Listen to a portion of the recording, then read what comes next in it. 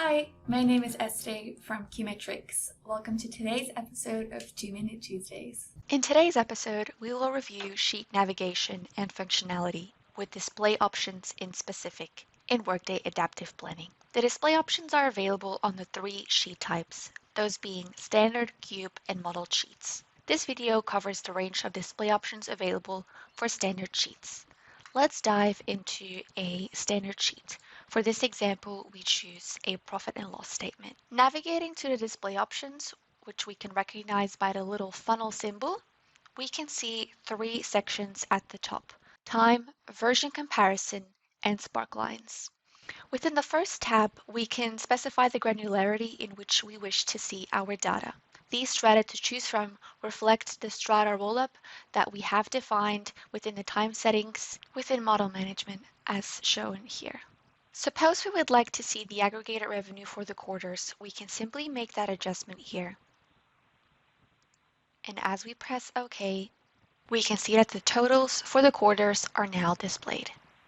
The start and end of the period we want to review can be specified here, and if we were to have any alternative time hierarchies, those can be selected from the drop-down here.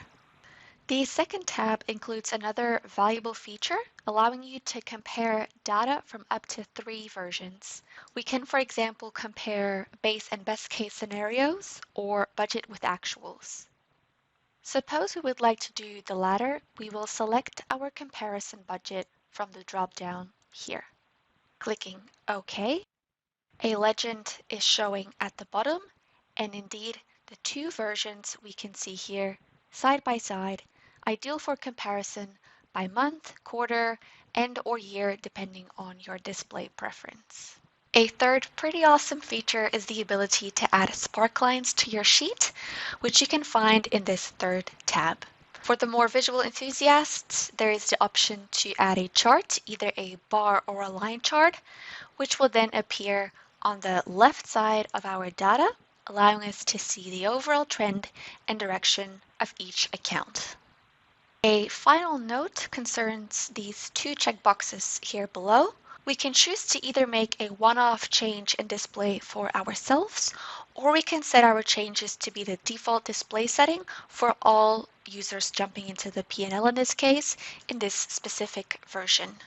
There is also the option to display only the populated rows by ticking this box here.